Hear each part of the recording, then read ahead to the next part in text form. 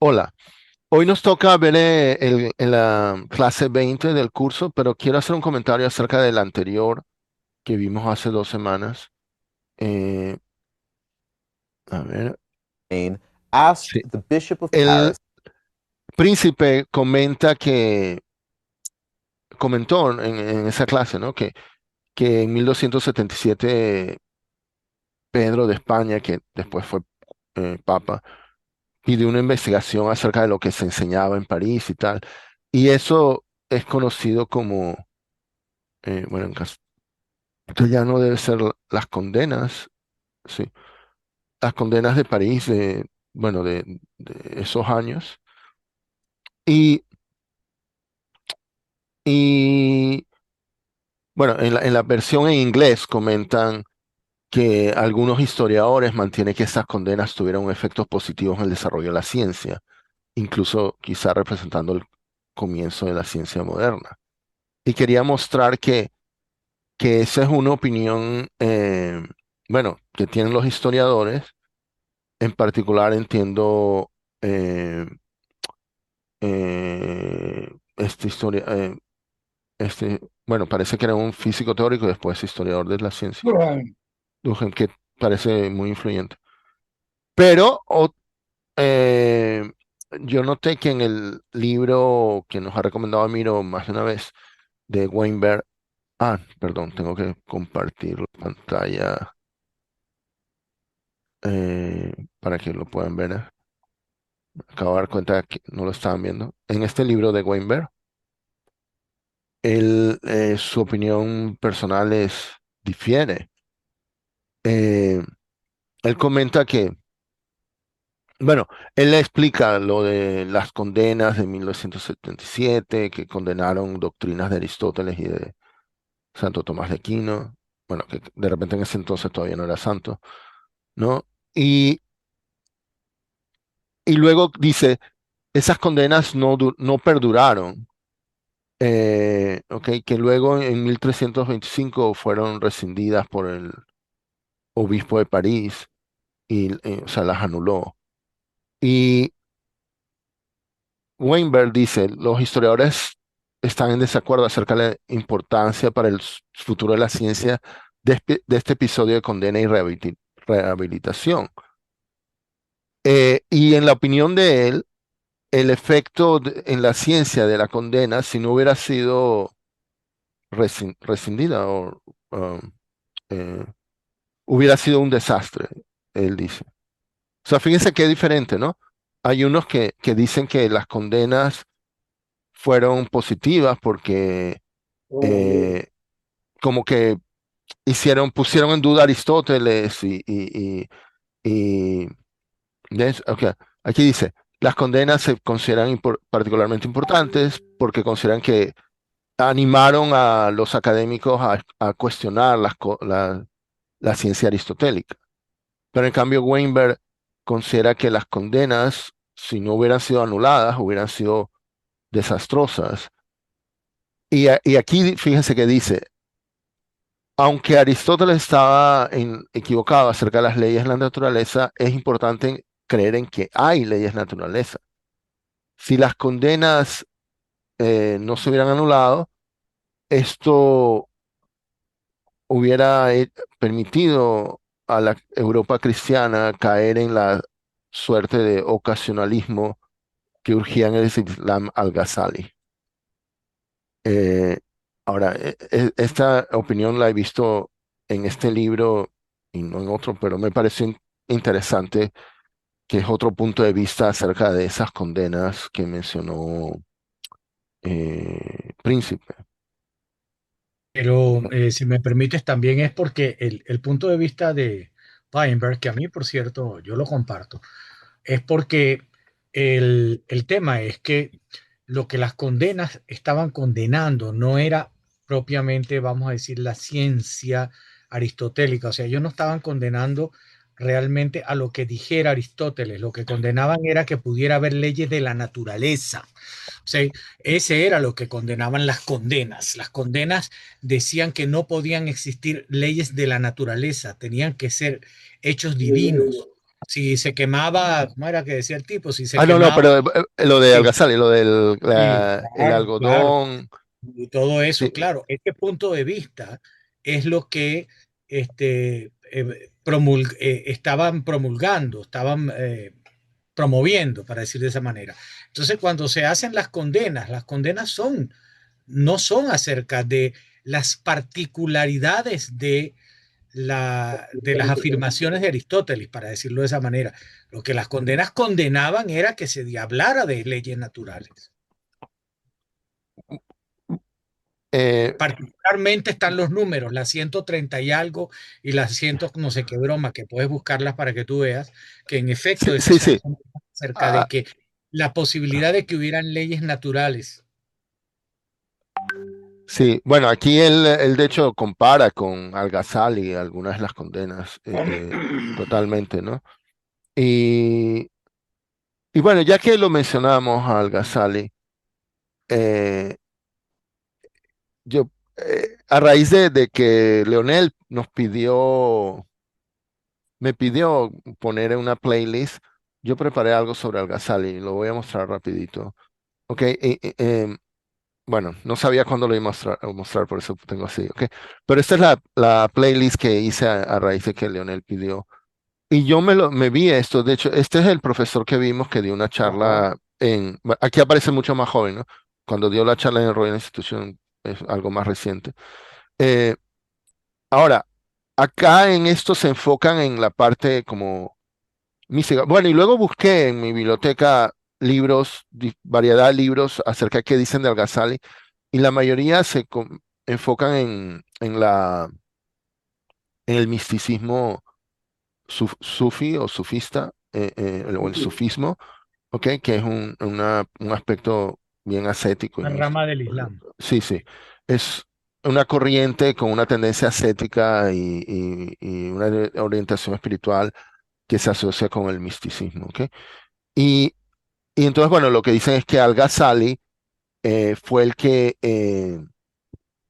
aquí arriba dicen, ¿no? Que hizo una reconciliación entre la ortodoxia y el sufismo, ¿ok?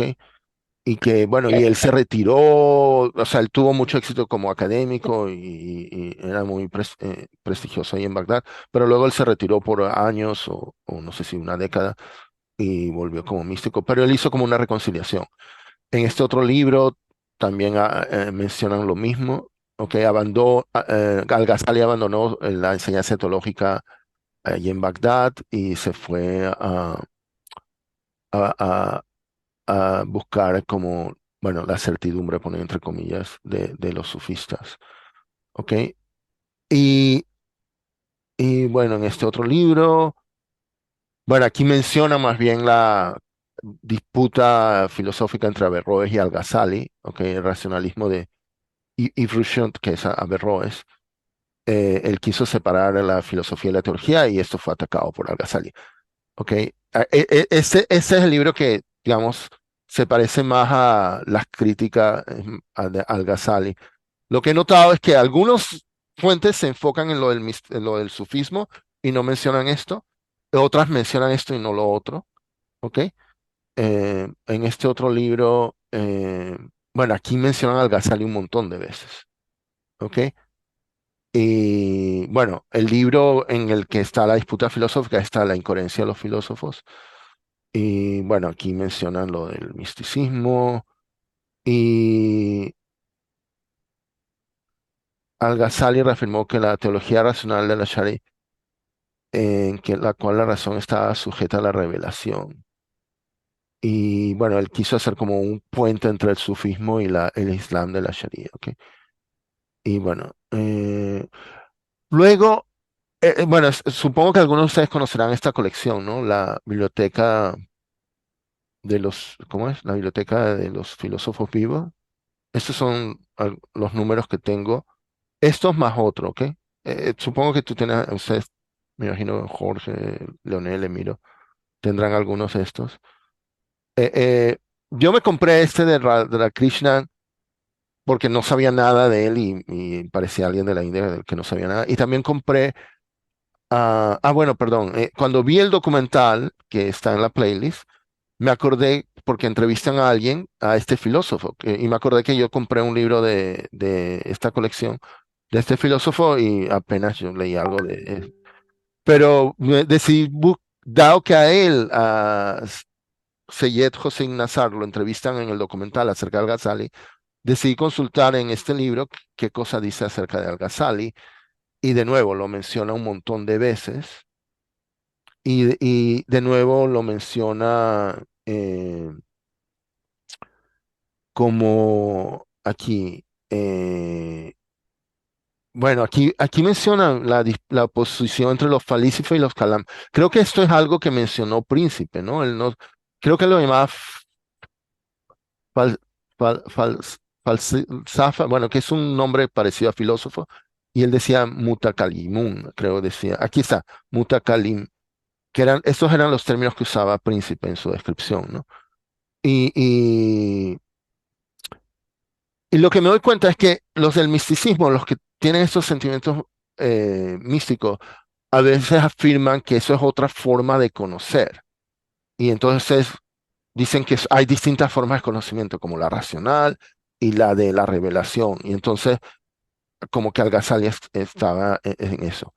Ahora, aquí, Weinberg, pues él condena, bueno, él critica al Ghazali porque ataca la ciencia en como lo del ocasionalismo, ¿no? Y, y creo que aquí menciona lo del ejemplo que, bueno, hemos ido más de una vez, era lo de el, el fuego, ¿cómo es? Lo del algodón. Aquí está, cuando se quema un pedazo de algodón, La cuando mano de Dios, tiene y el contacto fuego. con el fuego, ¿ok? Y entonces él dice que, bueno, según esta cita, Al-Ghazali dice que es Dios que decide que sea así, ¿no? No es que hay una ley de la naturaleza, y entonces el ocasionalismo que critica, perdón, me fui para atrás. Sí, este ejemplo. Ahora, algo súper curioso que encontré buscando libros de Al-Ghazali en Amazon, que esto lo quería compartir porque realmente me llamó la atención, que existe este libro. Bueno, perdón, aquí está lo de, bueno, el hecho de que Averroes le contestó a Al-Ghazali haciendo un libro llamado La incoherencia de la incoherencia, ¿no? Al-Ghazali hizo La incoherencia de los filósofos y Averroes. Esto, bueno, pero el libro que me sorprendió en Amazon fue este. Es un libro para niños que se llama Cuando el algodón toca una... Uy, claro. Es precisamente enfocado en eso. O sea, Sí, independientemente de lo que Al-Ghazali creyera o no. O sea, hay gente que en la sí, todas actualidad las religiones. hace, o sea, fíjense, dice, únete al Ghazali en su viaje en el que prueba que no hay necesariamente conexión entre causas y efectos, entre fuego e incendio, como los filósofos creen. Más bien, en este universo todo es creado por una razón. Dios crea los efectos y las causas.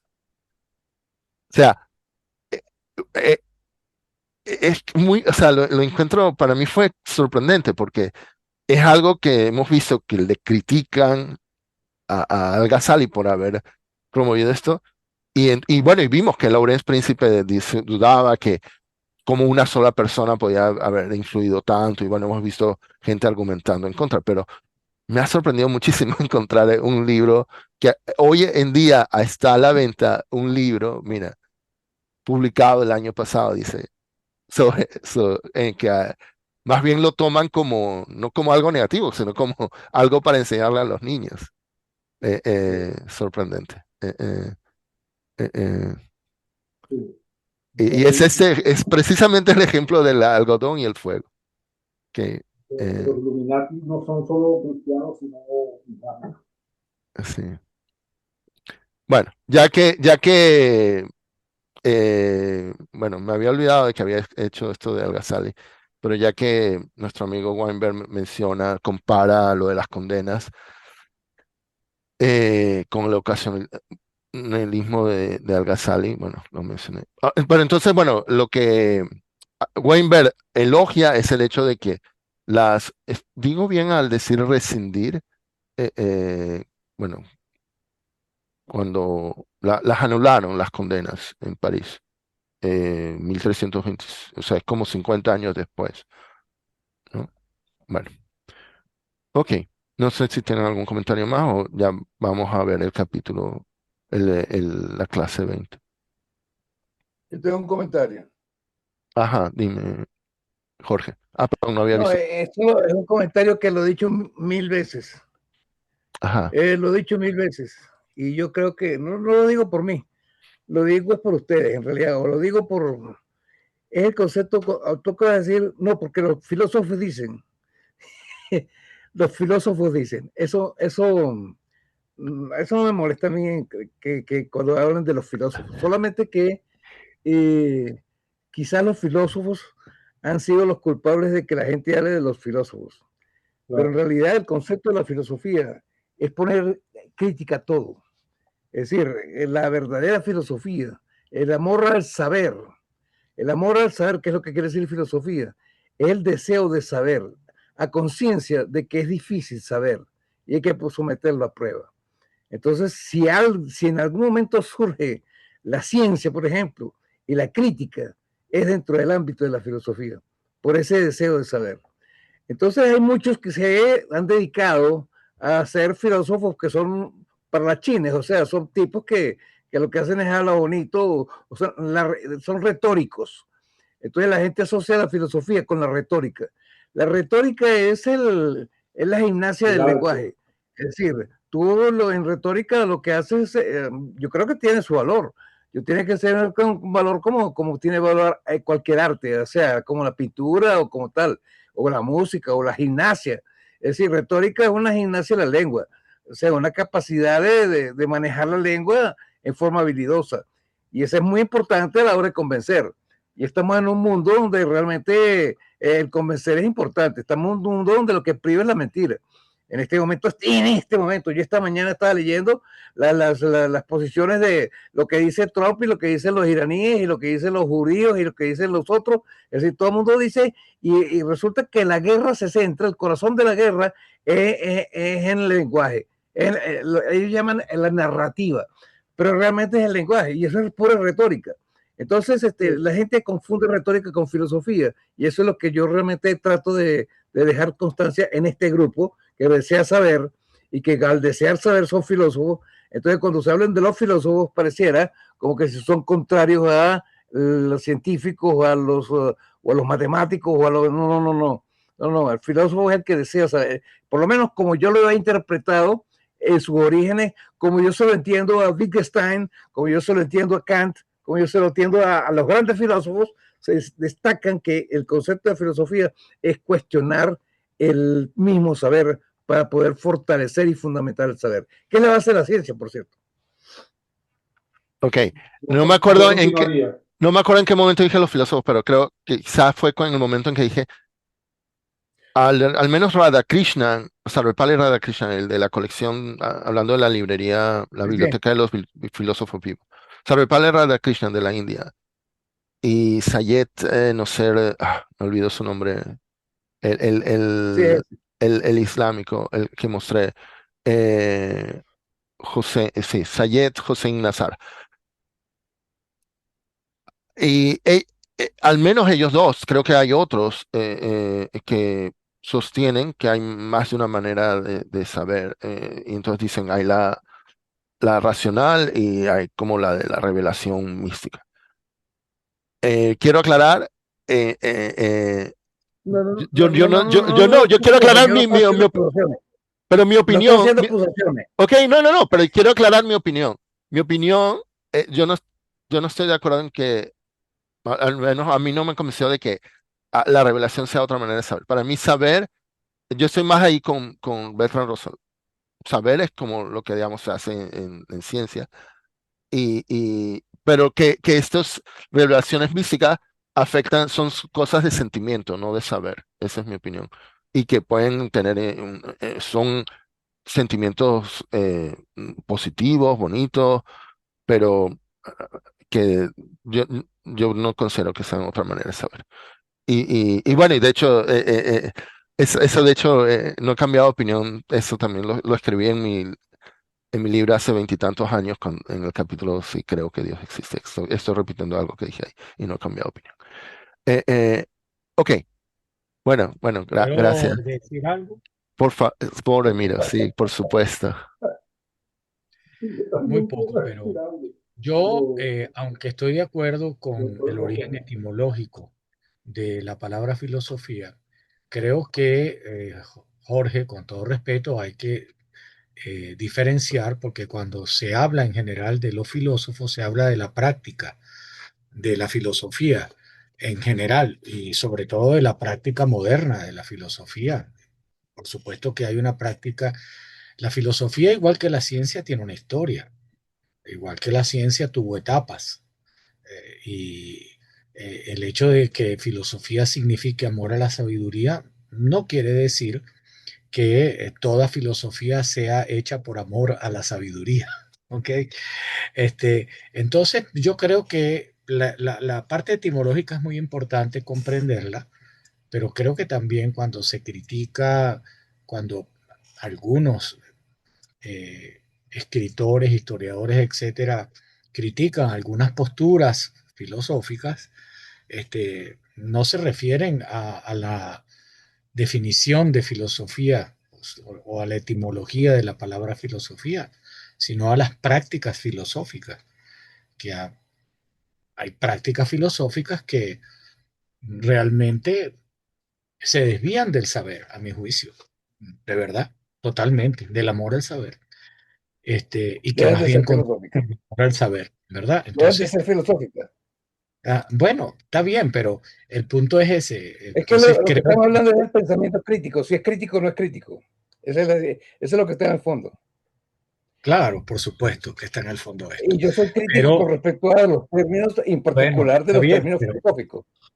bueno, está bien, pero lo que te quiero decir es que una cosa es la etimología de una palabra y otra cosa es la práctica de las cosas, Y el uso ¿verdad? Eso es actual. como si cuando tú hablas, por ejemplo, de la medicina tuvo una gran cantidad de etapas históricamente.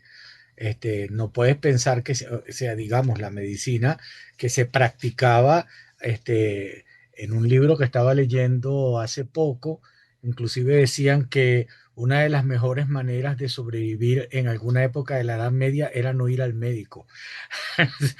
Si iba al médico era peor que no ir al médico por las prácticas que tenía la medicina, las cosas que los tipos hacían para curarte, te mataban. Bueno, lo que Entonces, le pasó a Lo que Garfield, pasa es que el puente realmente americano. las sí, prácticas de la medicina y medicina no solamente lo mismo. Esto está en el claro, corazón. Lo que pasa es que ese está en el corazón de mi forma de pensar. Yo lo que hago es que es el corazón. Yo claro, hablo está de, bien. por ejemplo, computación. Computación. Existe una ciencia de la computación, existe una tecnología de la computación y existe una práctica de la computación. Y en la práctica de la computación la gente habla cualquier basura. Y lo importante de la práctica de la computación es hacer plata. Es realmente, y por lo tanto vender. Y por lo tanto, cuando tú digas mentiras para que realmente te compren y poder tener puntos y tener likes en el YouTube, entonces tú dices lo que sea, lo que la gente quiere saber del likes. Entonces, eso para mí es una degeneración de todo el ser humano, de la esencia humana, de la humanidad. Y yo creo que pongo todo mi entusiasmo y toda mi fuerza a destacar de que no hay que caer en ese peligro, porque la humanidad se comporta, porque lo que normalmente hace, la práctica es práctica y punto. Pero cuando realmente tú vives la práctica, claro, cuando yo salgo a la calle, yo vivo el vulgo, o sea, yo en mis clases hablo del vulgo y de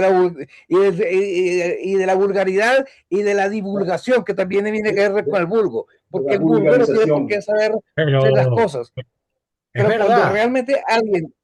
cuando alguien quiere entrar, y ese es mi punto, cuando alguien quiere entrar en el ámbito del pensamiento crítico, no lo llamen filosofía, en el pensamiento crítico, someter a prueba el pensamiento, y no solamente porque lo dicen, o porque algunas veces dicen, te lo dijeron en la iglesia. No, también en la iglesia no, también lo dicen en las academias, también dicen, es en la academia, es en el liceo, es en la escuela. A ti te Todas las enseñaron que en instituciones. realidad tal cosa, entonces tú, eso es dogma, porque te lo dijo tu Claro. maestro, y eso lo digo yo, que Entonces, estoy una en la pregunta, universidad. déjame hacerte una pregunta. Entonces, tú niegas, por ejemplo, que existan escuelas filosóficas diferentes. Tú niegas, por ejemplo, que la filosofía No, no, no. analítica promovida por Eso Russell no se no es infiere de lo una que yo estoy cosa diciendo. Eso no totalmente, se infiere de lo que yo no es estoy una diciendo. disciplina, no es una disciplina totalmente diferente, No, por no, no, no. ejemplo, La de filosofía la no es una forma en que hacía disciplina. filosofía Kant La filosofía y la no es forma una en que hacía disciplina. filosofía Hegel. Tú dirías que son exactamente lo mismo porque son Son líneas de filosofías. pensamiento, son líneas de pensamiento. Y cada línea de Son pensamiento áreas tiene de su valor. pensamiento. Bueno, Mira, yo Tiene su creo valor, que pero no es todas las líneas de legítimo. pensamiento son Yo, iguales. yo, Entonces tú no yo, puedes achacarle a toda a lo que es lo que tiene una línea de pensamiento, no se lo puede achacar a otra línea de pensamiento. Entonces los hegelianos pensaban una cosa, dentro de la misma religión. Una cosa es lo que piensan los los que están tomistas y los tomistas. La escuela tomista, bueno, tú de los tomistas, tú no tienes por qué creer todo. Ellos pensaron los tomistas y tal, y los existencialistas, y el modernismo. Todo eso es filosofía. Entonces, filosofía, el modernismo. Yo, por ejemplo, estoy en contra de todo el pensamiento moderno. De todo moderno, no, del modernismo, de todo del el posmodernismo. posmodernismo. Todo ese posmodernismo yo estoy en contra. Pero yo respeto esos pensamientos, pues la gente tiene libertad de pensar. ¿Te das cuenta? Permítaseme bueno, un vuelo, una acotación, ¿no? Mi vuelo rasante que hago por las diversas áreas de la filosofía y de la ciencia, me pusieron una vez en una esquina donde leí algo de Hegel, de la ciencia de la lógica, donde él dice que él está, digamos, admirado y además tratando de salir de la definición de amor a la filosofía para dar el paso hacia el hacer filosofía, que es lo que creo que entiendo que quiere significar Jorge, que es criticar. Y yo creo que eso explica todos los títulos de la obra de Kant. La crítica de la ciencia, de la razón pura, de la razón práctica, la crítica del juicio, es criticar. Y creo que lo continúan los chicos de Frankfurt, Habermas, que también habla de un pensamiento crítico como parte de la actividad de lo que desde afuera se puede decir que es filosofía. Ahora, eh, yo estoy de acuerdo con un amigo en ese aspecto, en el que uno tiene que venirse, mejor dicho, más hacia lo que se hace con la filosofía que a la definición misma, porque ya la definición quedó en la antigüedad. Amor a la filosofía era lo que sentía Platón, lo que sentían los presocráticos, todo eso, pero es un mote o es una etiqueta puesta posteriormente. Lo mismo que, y en eso comparto